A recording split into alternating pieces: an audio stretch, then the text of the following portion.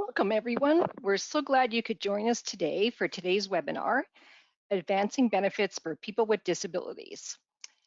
Set yourself up with a comfortable drink, get in a nice chair, and have anything that you'd like to get comfortable before we begin. But first, some quick logistics. As audience members, you have been put on mute for the webinar. However, if you would like to ask a question of our panelists at any time, please use the question box on your screen and type in your question. We'll do our best to address the questions as the time allows during our Q&A portion at the end of the session. We will also send you a copy of the slides from this webinar and a link to the recording of the webinar within a few days. And it will include also any questions that we don't get to during this session. So I begin by acknowledging that I am joining you from Toronto, which is situated upon traditional territories.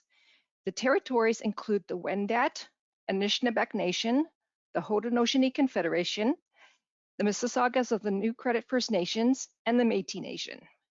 Toronto is in the Dish with One Spoon territory. The Dish with One Spoon is a treaty between the Anishinaabe, Mississaugas, and Haudenosaunee that bound them to share the territory and protect the land. Subsequent Indigenous nations and peoples, Europeans, and all newcomers have been invited into this treaty in the spirit of peace, friendship, and respect. Today, the meeting place of Toronto is still home to many Indigenous people from across Turtle Island, and we are grateful to have the opportunity to work in the community on this territory. My co-hosts are joining from British Columbia. I acknowledge that their work takes place within the traditional, ancestral, unceded territory of the Coast Salish peoples, including the territories of the Musqueam, Squamish, and the Tsleil-Waututh nations. So next, I'm going to introduce our speakers for today. First, Helene Boyd is the Executive Director of Disability Alliance BC, and I'll refer to that as DABC later, which aims to champion and uphold the dignities and rights of people of all disabilities in British Columbia. DABC does this through direct client services and systemic advocacy. Prior to joining DABC, Helene worked in the humanitarian and nonprofit sectors in both Canada and abroad for over 10 years, in which she focused on championing a culture of inclusion, as well as working actively alongside people with disabilities to bring meaningful positive change.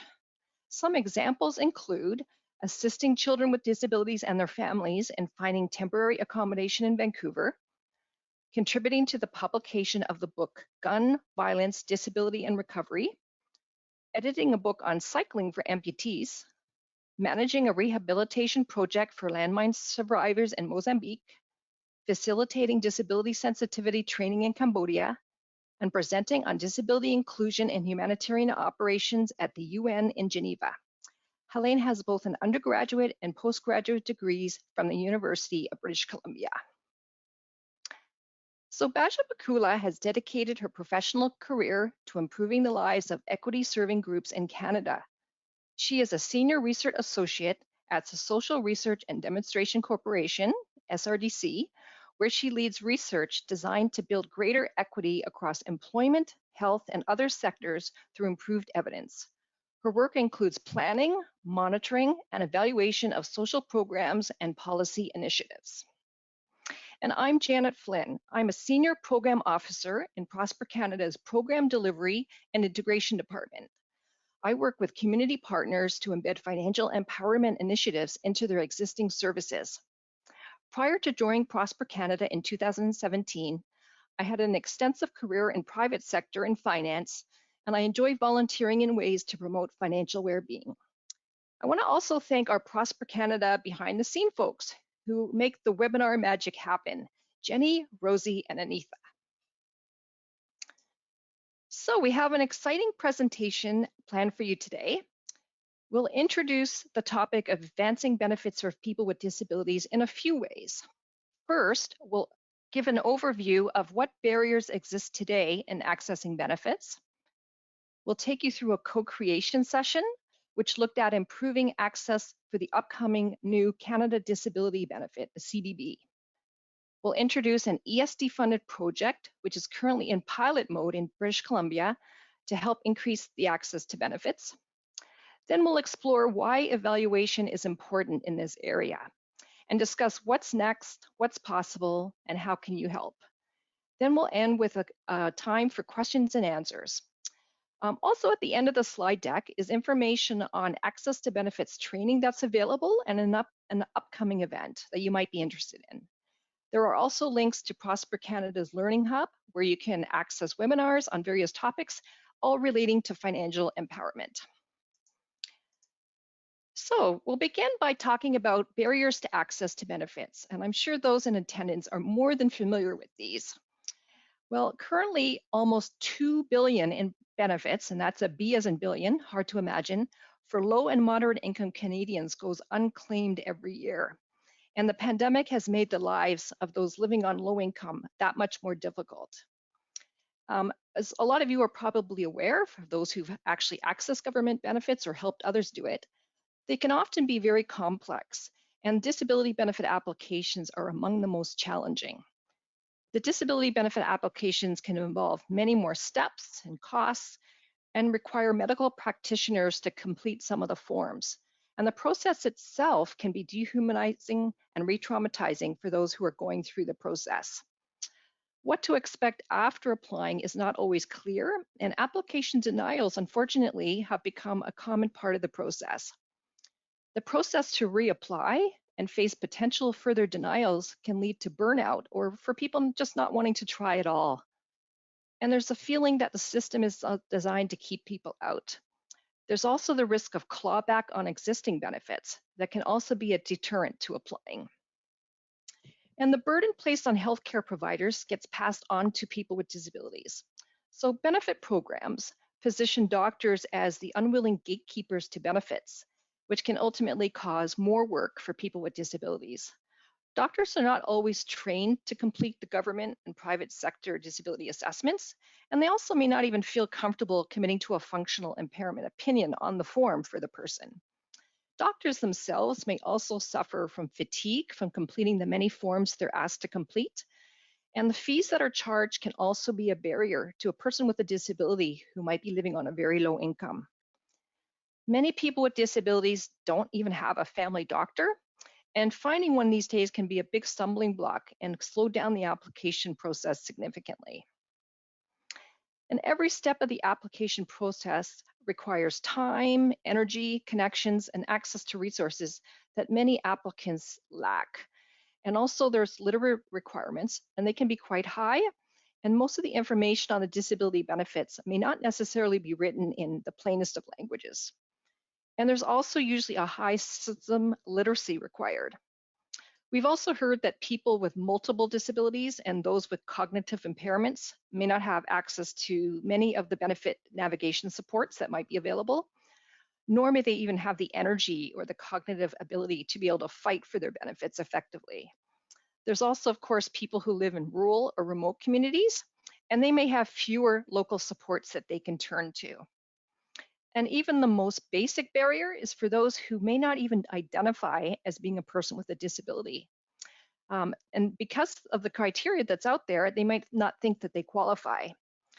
As we were going through the project I'll talk about later, we heard from people who have said they've lived over 10 years with a disability before someone convinced them that they were eligible to apply for the benefits.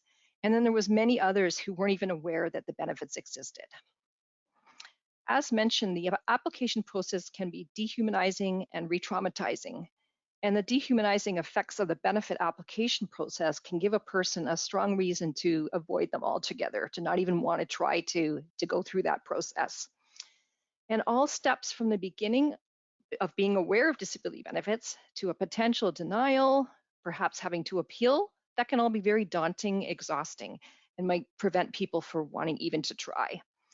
And the low dollar amount of disability benefits can make people feel as though the Canadian society doesn't truly value them. The access to benefit support services currently available is viewed as very effective, and they have been deemed as saviors. We had people we interviewed saying, without them, my life wouldn't have been able to go on as it is. However, there is such a high demand that it far outweighs the supply of help available. So, what if today's barriers didn't exist? How might we avoid barriers in the rollout of this new benefit? the CDB, the Canada Disability Benefit. So most of you might be aware of that benefit and have heard about it in the news recently, but for those who might not be as familiar, it's a new federal benefit to reduce poverty and to support the financial security of working age people with disabilities. And it was first announced on the throne speech in 2020, and the federal government committed to establishing it in 3 years in budget 2021. So this new federal benefit will be designed as a top-up of the existing benefits with the idea of bringing people with disabilities up above the poverty line. And the Canada Disability Act, which will create the framework for this new benefit, is now going through the legislative process. So with the CDB in development, right now is a good opportunity to inform the administration of this benefit as it's being designed. And we wanted to anticipate and hopefully avoid many of those challenges that the applicants face in accessing other disability benefits in Canada today. So you're probably aware that extensive community consultation has already happened on the crucial questions of what the CDB should look like and who should receive it. So at March of Dimes Canada and Prosper Canada, we were focused on the question of how people are eligible. How will they interact with the federal government and its service representatives with the goal of being able to remove these barriers that we're seeing to be able to maximize the benefit uptake.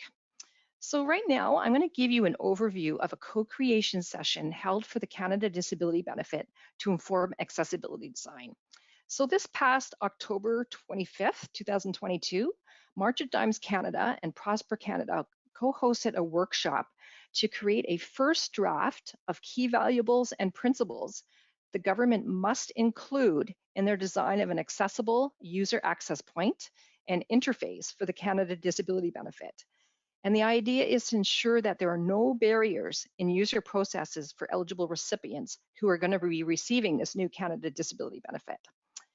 So this is a high-level overview of the principles and values as emerging themes come out of the conversations around accessible benefits design.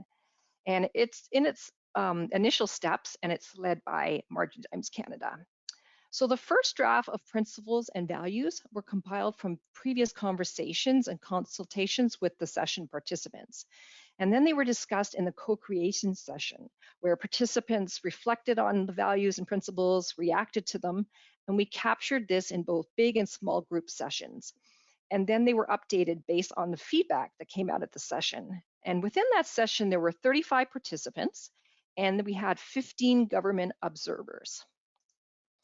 So as I share these draft values and principles that you see, please note that this is an emerging summary of what we heard in October, and the forthcoming report will go into much more detail.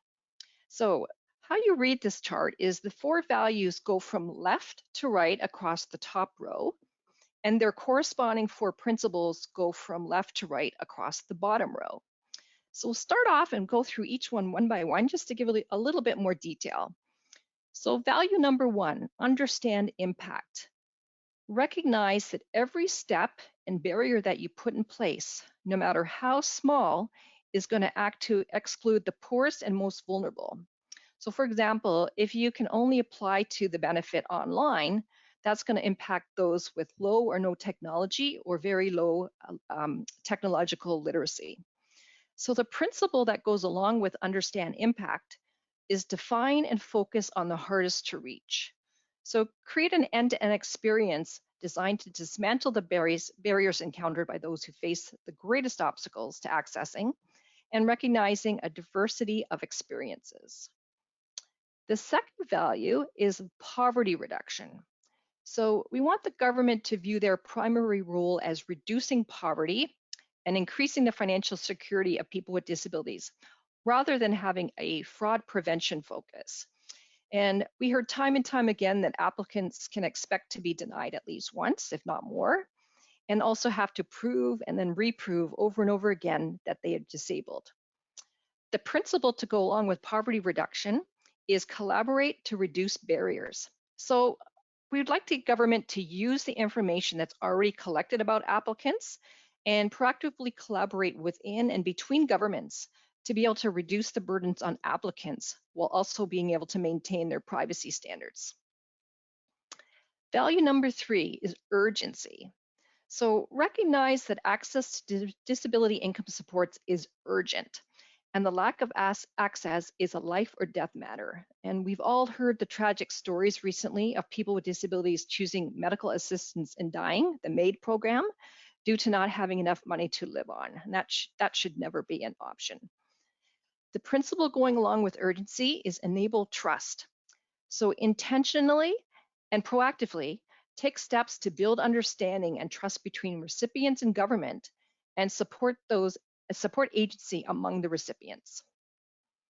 And then finally, value 4, champion dignity. Treat applicants with dignity and respect and emphasize the positive contributions the Canada Disability Benefit will enable people living with a disability to make to Canadian society. People with disabilities have described feeling traumatized and triggered by having to retell their history repeatedly to different people throughout the end-to-end process. And they've also experienced feelings of unworthiness and that they are somehow cheating the system. The principle to go with champion dignity is convene stakeholders to enable access. So ensure that government staff, health professionals, service providers, and other stakeholders are aligned and supported to enable access, and that there are not disincentives for them to offer support. So the next steps will be ongoing conversation with government stakeholders, and March of Dimes Canada will lead any further conversations in developing the final report that will be presented to government. So next, I'm going to tell you a little bit about an ESDC funded pilot project that's being piloted in British Columbia with our partners Disability Alliance BC, Plan Institute, and our evaluator Social Research and Demonstration Corporation. And the name of the project is Increasing Access to Benefits for People with Disabilities. And it is a 3-year pilot, and it's funded by Government of Canada's Social Development Partnerships Program, their disability unit. And the ultimate objective for this project is to be able to develop an effective service with the potential of sustainable scaling so that we can support people with disabilities at low or no cost to them to be able to access the government benefits that they're eligible for, but not currently receiving. So next we'll show you the project timeline. And throughout this process, we went through a service design phase or solution design. And the 4 phases were discover, define and develop, deliver, and pilot. So on this slide, we move from left to right from the year 2020 through to 2023. And we're utilizing SRDC's evaluation approach to incorporate evaluation metrics so that we can gauge the progress in achieving the expected outcomes for the users of what's being developed and capture their longer term views and their impressions. And as I mentioned, Basha will take you through why evaluation is important in these types of projects later in the presentation. So if we look at each phase, I'm just going to tell you what the goals were that we try to achieve as we worked our way through this project. So the Discover phase was conducted in the second half of 2020. And our goal here was to identify the barriers, the pain points, and any opportunities in access to benefits process for people living with disabilities. And we know there's lots of information out there, so we did do a survey of what was already known and then built upon that. We focused on the Disability Tax Credit Certificate and the BC Disability Assistance Program to map an end-to-end application process, or a journey map, if you will, for people going through the application, and understand as they went through each step by step, what key barriers and enablers did they encounter at that step. The next one is the define and develop phase in the first half of 2021. And based on the learnings that we discovered in the Discover phase, we created tool mock-ups, and in this case, it's in the form of a website, which could be used to help reduce those barriers and help people with disabilities learn about benefits, how they can apply for them, and how they can get help along that process. And from these mock-ups, we conducted individual reviews and workshops with people with disabilities in BC and our partner frontline staff to further develop the tool and the service. So the deliver phase was in the second half of 2021, And this is where from the first two phases, we actually firmed up and developed a website, which I'll show you later, called the Disability Benefits Compass. And our project partners identified how best they could incorporate this tool in their service to reach clients and help them access benefits. And as we mentioned, there's far more demand than there is a capacity to help. So this tool is to be used to help solution some of that backlog.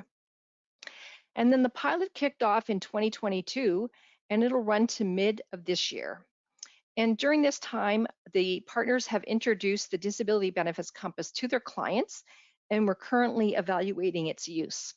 And at the conclusion of the pilot, we'll create a report on our findings and recommendations for next steps, and how this new tool could be used by people with disabilities themselves, anyone who's a volunteer, a family member, a caregiver, or any other organization who's going to help support a person walk through this process. And it could be organizations that already do this type of work and would just like to add to their toolkit, or it could be organizations who haven't done any of this type of access to benefit support and would like to see how our partners have done it and what tips they can do if they'd like to add that to their service. So now I'm going to take you through the solution design and exactly what happens and what are we trying to achieve here. So what we did was we wanted to consider the experiences and perspectives of people with disabilities, our system experts, our service providers, to identify the best unmet opportunities in the access to benefit end-to-end support cycle. So solution design facilitates being able to design a tool and a service that are informed by those who are going to be using it. And what we found was that people really wanted to share their stories and really help improve the process for others.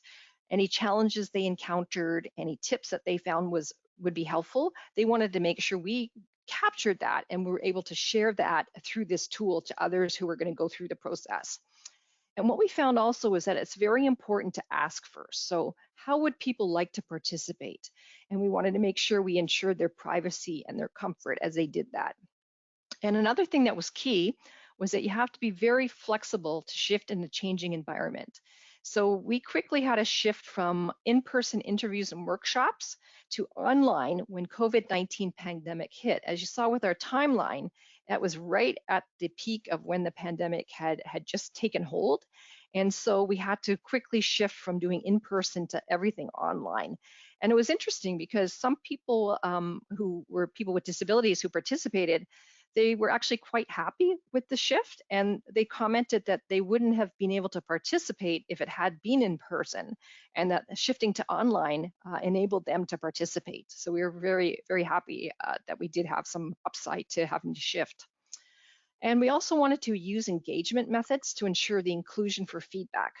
So we had many different methods for participants to participate. We had a choice of, for example, one-on-one interviews, attending a workshop, trying out a website, and they could provide their feedback in a number of different ways as well, either leaving a voice message, sending feedback in an email, having an online meeting, or even having a phone call. So being flexible on how you're going to have people participate to help design. And then finally, through all the participation, we narrowed down the tool and the service design goals to the following. We wanted it so that people felt reflected in what was produced. It was created by them, not for them. It can be used by people with disabilities and provide ongoing support as their lives change. And it can also be used by organizations or agencies to provide an access to benefit service to help remove those barriers to access that people experience. So next is the testing a solution. So this is the phase that we're currently in. And the tool is now being shared with people with disabilities in a few ways by our partners. And as we went through the solution piloting, this is what came out of the previous phases. So we wanted to give a consistent human relationship throughout the process and be able to advocate have new advocates and navigators. And we wanted to ensure that help is available at each step of the process. So for this, we have a list of organizations that a person can contact for questions or meet one-on-one as they go over their application. We wanted to build a roadmap that someone can follow. And this came out really clear when we did our interviews and workshops, that people would like a really user-friendly, step-by-step, end-to-end process to follow so that they know every step of the way what to expect and what they need to do and what the output should be. We wanted to humanize the experience with straight talk. So we heard very, very loud and clear from people with disabilities that they don't want to be sugar-coated.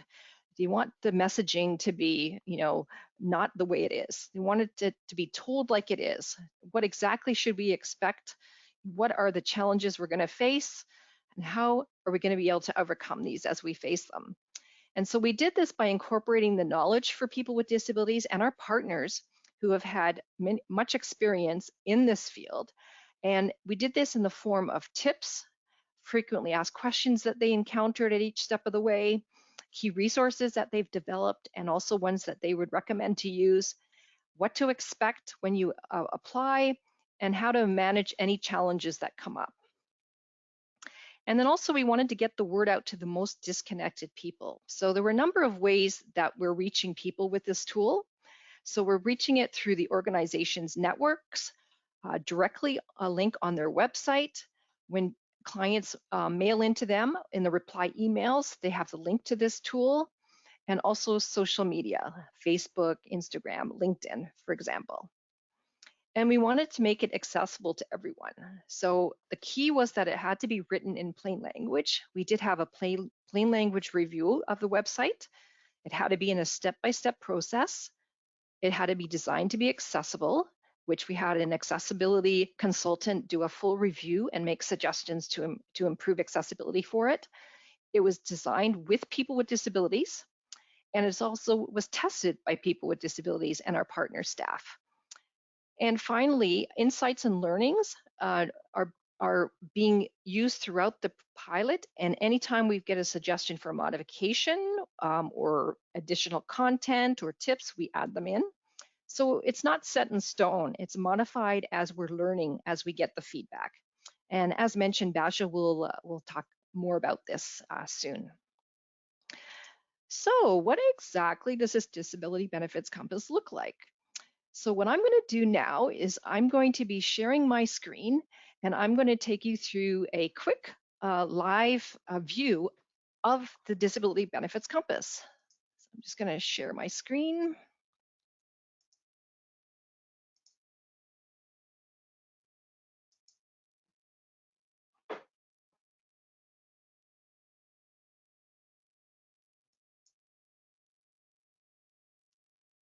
I don't see, Jenny, my little pop-up to share.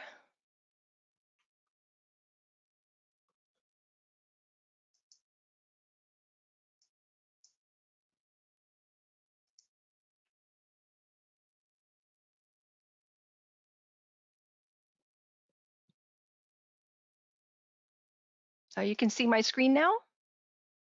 Oh, perfect. Yeah. Thank you. Thank you. I can see it. All right. So this tool, as I mentioned, is to help the navigation of the key disability benefits. And it was launched publicly this past November. And as you can see here, the first thing someone will see is a pop-up on what province or territory that they are in. And so I'm going to select British Columbia, since that is where we're piloting it currently. And it's available in English and French. And as I mentioned, we had the accessibility review done. And one of the things that the people with disabilities who tested it said to make sure we include is this light and dark mode. So we have that in there. And what everyone will see who goes in here, so depending on their province and territory, the first thing is that they'll see a benefit that is disability assistance specific to that province or territory. And then everyone will see the same three key federal benefits. They'll see the Canada Pension Plan Disability Benefit, they'll see the Disability Tax Credit, and they'll see the Registered Disability Savings Plan. Now, if someone comes in here and they say, well, that's nice, but I have all of these already, which is great, they can go down here, which is View Other Benefits.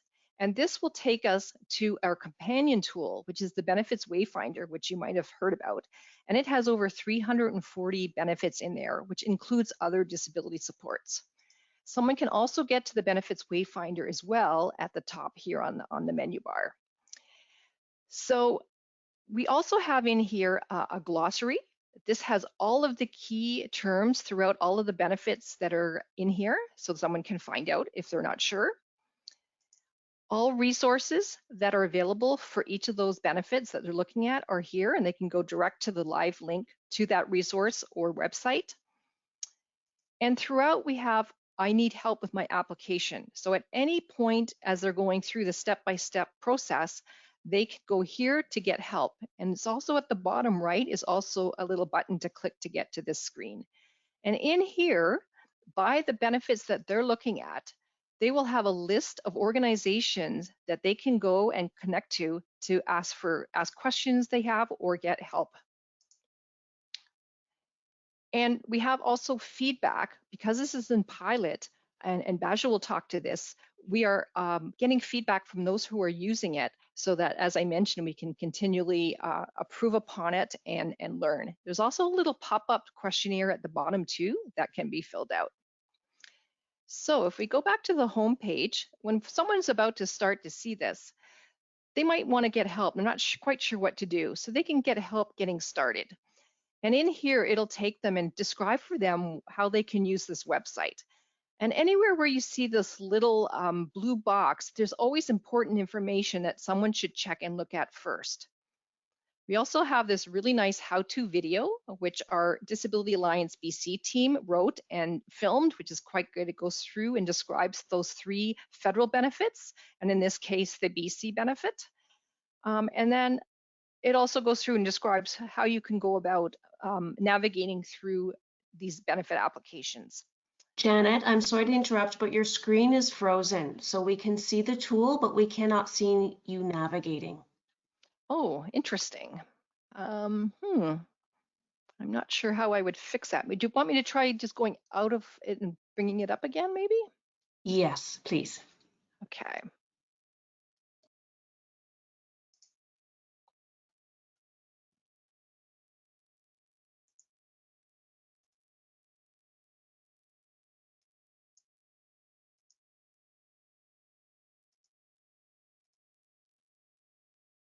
Okay, you can see my main screen. Yes, I can see your screen, but we cannot see it moving. Can you see me highlighting the person with disabilities designation? No, it's frozen. Could you close down the tool and open it again? Did you try that? Yeah, I just did that, unfortunately. Well, Okay, maybe what I'll do is, yeah, maybe, can you see the, right now, can you see the disability tax credit list? all we see is the opening screen. What province are you from? Alberta. Oh boy, interesting. Okay. I apologize, everyone, just some technical difficulties. I'm going to just change screens for a moment and then we can, oh, it just adjusted there. Okay. Can you try now? Okay, let's try now. Are you able to see me bring up Yes, now it's moving. Thank you. Oh, okay. Okay, thank you. Sorry about that, everybody. So I'll just quickly get to where we were. So I'll start down here and just get you to take a look at one of the benefits as an example. So in here, the disability tax credit certificate. So for every benefit that's in here, you'll have an introduction, you'll have important information that someone should look at before even proceeding. And in this particular case, and this is one of the main barriers, is where people didn't have a doctor. This will take you to a listing of where, if someone doesn't have one, by province and territory, they can look for a doctor. For every benefit, and this is similar to what you would see on the government website, but remember that this has the additional knowledge of the people with disabilities and the partners who have gone through this with the value add information. So there'll be an introduction, eligibility, the step-by-step application process, what happens after you apply, and it'll also go into detail on what happens if you're approved and what happens if you're denied. And throughout the apply steps, there's frequently asked questions, and we've consolidated them all at the bottom, as well as all resources are consolidated. I'm just going to scroll down here and just show you a kind of a neat thing that was one of the suggestions as we went through the testing. And these are called resource tiles. So for each benefit in here, if they scroll down, they'll see these tiles that apply to that benefit. And these are key pieces of information that those who have gone through the process recommend that someone know about right away. So for example, we had that same one that we just mentioned, how to find a doctor or nurse practitioner. In this case for the DTC, how can you help a medical practitioner complete the DTC medical form? So this one's pretty cool. This was a tool created by Disability Alliance BC. And I should mention that all links in here go directly to whatever the tool is or the resource. And this tool will take you step by step through questions so that you can get at the end a document that you can download, print, or email that will help your medical practitioner complete the DTC form based on your situation. And I should mention that I've actually used that twice for family members, and it was incredibly easy to use and helpful. So if we go back to our listing, the introduction, you'll have, again, any special things to be aware of. And in this case, this is part of that straight talk that we were told to include. This is telling you that this process can take you several months from start to finish. So making sure that people expectations are set right at the beginning. Any frequently asked questions that have come up are put in here. And then the eligibility. And again, the eligibility will link back to the original source. Again, any questions that come up in this step and any tips that are relevant for the person as they're going through at this point. This is where we did our applying step by step, which was where it was asked to have it done in a really user-friendly form. And so if we take a look here, you'll see here that we have the first step for the DTC is, do you have form T2201 to fill out and sign? So yes, no, or I'm not sure. Yes will take you immediately to the next step, and you can go through them. And no, and I'm not sure will tell you exactly what you need to do. So here it's going to tell you the different ways that you can get your copy of the T2201 and how to fill out the form. Now, what's different about this and the government sites is this is will have tips based on what those who have helped people get access to benefits and those who have gone through the process think are key things to highlight. And again, any frequently asked questions at this stage in this step are put here for someone to go through. And again, we're always adding to this. So if you are familiar with things that, if you're helping someone and you say, you know what, this question comes up all the time for me from people, I mean, we'd love to hear that because we will constantly want to add it and make this even better. So if we continue on, go back to the end. So everyone's gone through and they've completed all their steps and they've sent off their application form. So now what happens? And this is where a lot of people we interviewed said they really weren't sure at this point what to do. And, you know, they kind of thought, like, is someone going to contact me? So this is going to tell you exactly what to expect and how long you have to wait and how you can check on your status. And we also have, if you're approved, what are things that you should be doing? And if you're denied, what can you do? And this came out a lot in the interviews, was people thought it was the end of the road. Once they were denied, they weren't even aware that that doesn't mean it's over, and that, you know, they can have a few different options that they can do to see if they can get their application approved. And then if someone needs help with their denial, again, it's going to show organizations that they can contact to get help. And as mentioned, we got the frequently asked questions. So I'm just going to quickly go back because I didn't think you saw it, but we'll just go back to the help page. And this is where I was mentioning that, again, by benefit, someone can click on it and see what things that they need. So without further ado, I know that was a very quick demo, but I'm going to stop sharing my screen and I'm going to pass it over to Baja, who will now take you through the importance of evaluations. Thank you, Janet, and hello everyone across Turtle Island. I hope everybody can hear me okay.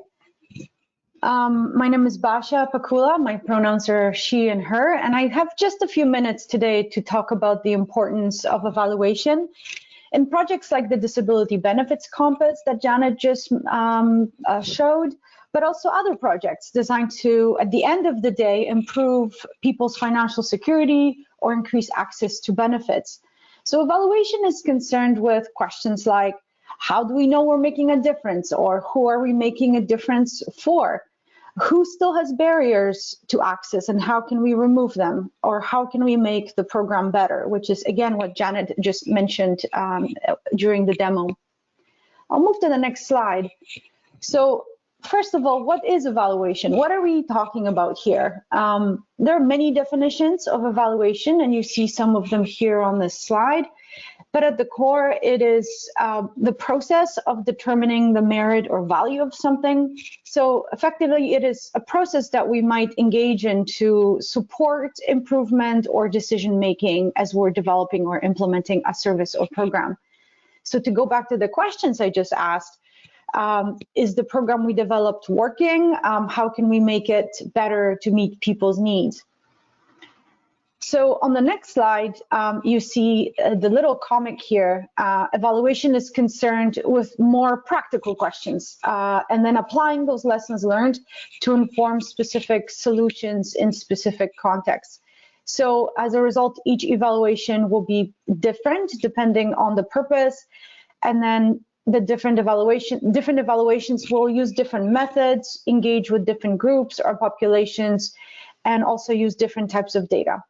But perhaps more importantly, in order to be meaningful, it has to be stakeholder focused. And what I mean by that is that we need to engage and consult and learn from the people themselves who are both implementing and using the programs and services to know if we're even asking the right questions or understanding what people's needs, barriers, or lived experiences are. So to summarize on this next slide, why do we evaluate? So at the very basic, we evaluate to answer evaluation questions. So questions like many of which I just mentioned, but in the case of this specific project, we're interested to know what are the key elements of the service and how it works? Who are the users of the site? What have their experiences been? Or what impact has it had on their ability to actually access benefits? So in other words, has it had any impact on their lives, and in what ways? We're also interested to know what works and what needs improvement. Other reasons we evaluate is to share lessons learned across different groups or locations. So, for example, can we expand the tool to different provinces? Or how can we expand specific components to better serve people living with disabilities, say in remote and rural communities or something similar? And then the final 2 points are related. So evaluation helps us make better decisions, improve programming, and at the end of the day, justify funding for initiatives like the one we're speaking about today. On the next slide, you'll see a bit about our approach to evaluating the disability benefits compass. So what we opted to do is we opted for an approach called developmental evaluation. And what this specific type of evaluation does is it focuses on learning to provide feedback throughout as you develop the initiative. So you may gather people together to help design the program and then test it with a small group of people to see how it's working, making changes as you go before you launch it more broadly. And then after you launch it, you continue to ask questions and making changes and making it better. So this is really what Janet was talking about on some of the previous slides in terms of the process this project engaged in the development and launch of this initiative. So in other words, rather than evaluating at the very end, when it's often too late, as you see here in this little comic, you're asking questions throughout the process to get input and feedback, adapting as you go. So that's what we've been doing when it comes to the evaluation of this project. And now on the next slide. So for the disability benefits compass that Janet just demoed, we have been seeking input from BC residents, not only to help inform the development of the site, as we just showed you, but also now we're hoping to hear from those who have used the website in the past 6 months to learn a bit more about your impressions and your experiences. So if you are a BC resident and you've used the site, we would love to hear from you, to hear how we can improve the site, what you found helpful, and what you would like to see changed. And you can do this by completing a survey under the feedback section of the website. That survey also should pop up automatically if you spend a few minutes on the website. And it's also linked here on the bottom of this slide that you see in front of you. We'll also be conducting brief phone calls with website users. So if you are interested to participate, you'd like to provide feedback in that way, please email us at the email address provided here at benefitfinder@srdc.org, because we would love to hear from you. And that's all from me. And now I'll turn it over to Helene. Hi, everyone. I'm Helene Boyd, Executive Director of Disability Alliance BC. I know that we're running a bit short on time, so I'll try to go over where do we go from here after the Canada Disability, the Benefits Compass, and hopefully leave time for questions. So first, understanding service tool versus advocate versus navigator approaches. As I will mention throughout my slide here, support for accessing benefits can come in different ways, and understanding the audience for each kind of support is important in order to create the greatest accessible experience possible. So the Disability Benefits Compass is great for individuals looking to find out more about the 4 disability benefits on their own time, as in it's not an urgent process for them. Or if there are family members or friends that want to find out more for their relative or friend who has a disability or is unsure if they have a disability. The Disability Benefits Compass is a central place to find all of this information in BC. The advocate approach is great for individuals who are overwhelmed by the process and need step-by-step support in getting these services. It could be that their disability makes it difficult to go through the process themselves.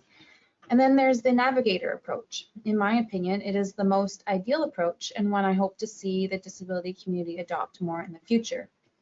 It can be a very cost-intensive approach, so it's also integral that funders of community organizations are on board too. The navigator approach is one in which direct service is provided, but it also allows for a more holistic connection of services and to follow up with clients afterwards, to follow along with them in their access to benefits journey. I also want to talk a little bit more about support in acknowledging disability, different types of disability and intersectional identities. So just some quick examples that disability or intersectional identities might need additional or separate support, such as ASL support or screen reader friendly. I understand the website, the Disability Benefits Compass website, is accessible, though the benefit documents themselves are not necessarily screen reader friendly. So that might involve support person support, as well as Indigenous specific support, for example, that takes into account trauma-informed care for applying for benefits. So with that in mind, the Disability Benefits Compass was never meant to be standalone. Community support in terms of advocates and navigators are still very much needed. Integrating the tool into existing approaches and networks.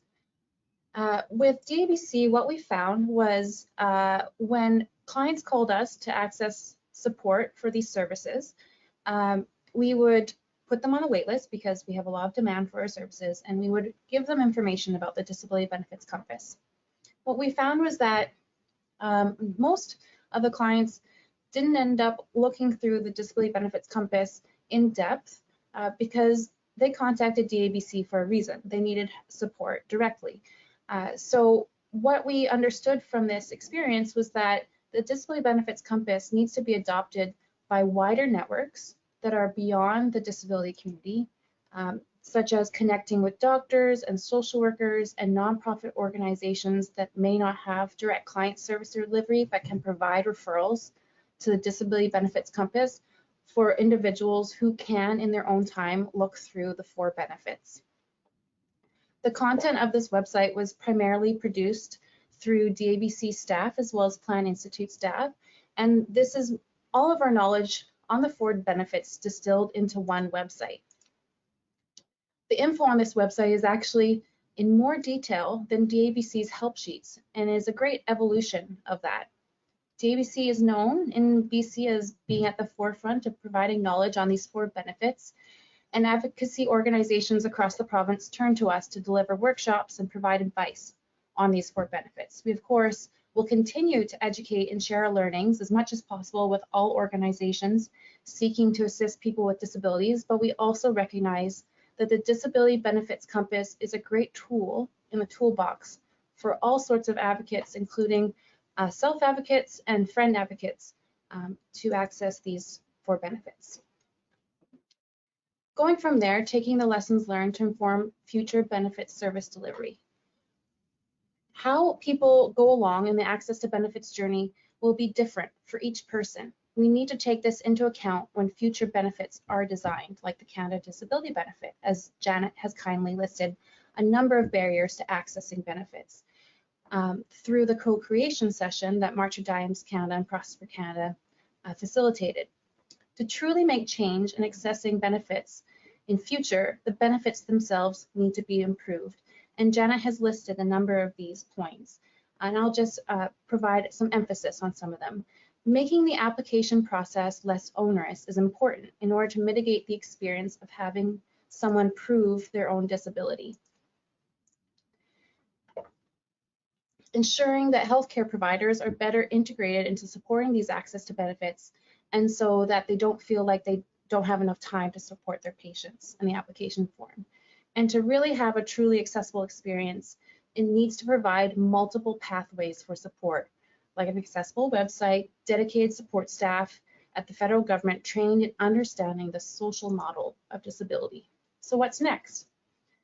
To ensure that people with disabilities are fully informing the design and implementation of the Canada Disability Benefit.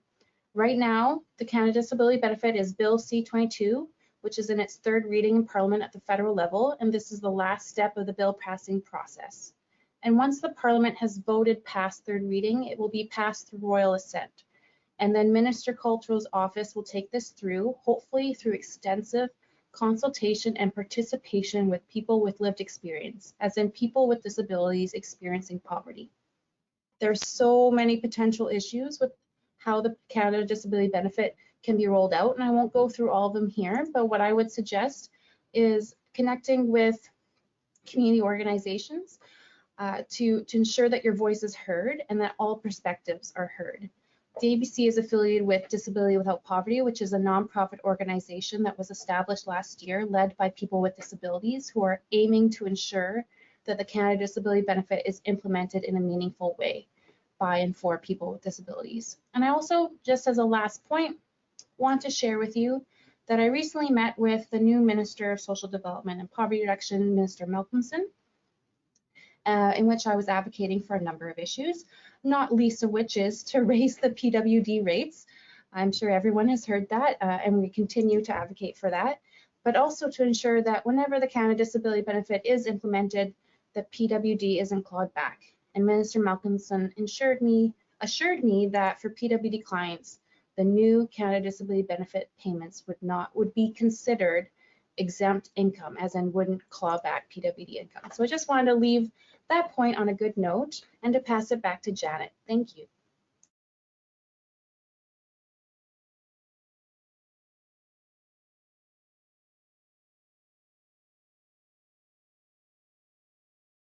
Janet, we can't hear you. Thank you, Jenny.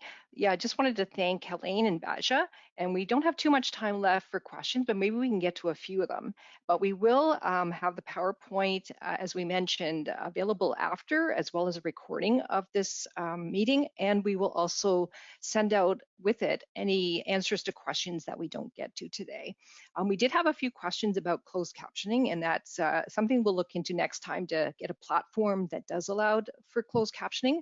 But what we will be doing is having this presentation ASL translated and have that available in the future as well.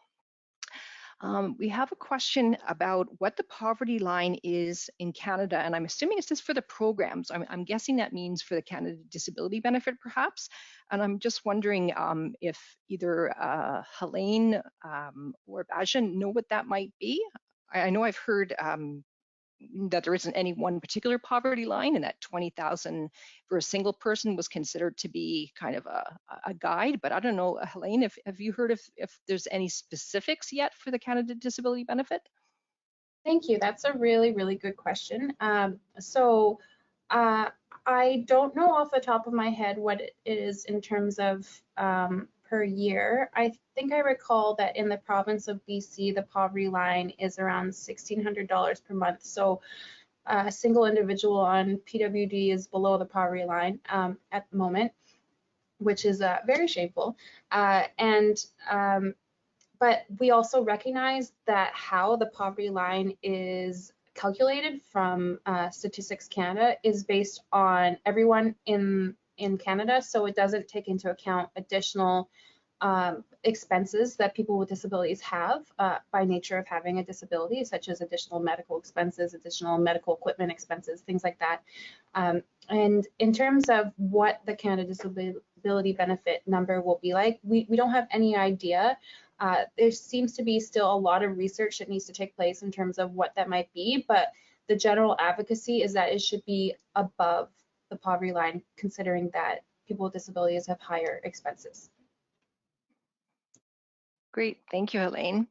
Another question here, which I don't know if we'll be able to answer it, but is asking, are there risks that provinces will either leave money on the table or claw back from existing programs?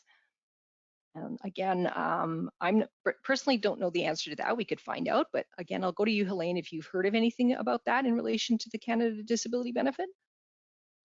That's definitely a risk. I think the issue here is that at the provincial level, it's the provinces paying for social assistance payments like income assistance and PWD, and the provinces are always in their own self-interest trying to find a way to get the federal government to pay for things. So there is a risk that the provincial government might reduce or not even try to increase PWD rates because they're just relying on the federal government to pay for Canada Disability Benefit. And so what we have to stay vigilant on is ensuring that whatever combination of PWD and Canada Disability Benefit looks like, that it is going to be above the poverty line to really provide a best success for people living in poverty who have disabilities. Great, thank you, Helene. And I think we're just at the close, so apologize for not getting to all the questions, but like I said, we will capture all of the questions that are in the question box and send the answers out with the copy. Now, I also like to mention that we do have a dedicated email that you can send any questions or any suggestions, if you will, on the Benefits Wayfinder or also in the Disability Benefits Compass. And we'll put that also into the email so that you have that for future reference as well. So I want to thank everyone for attending, for our hosts and for our behind the scenes folks, and wish you a good afternoon. Thank you.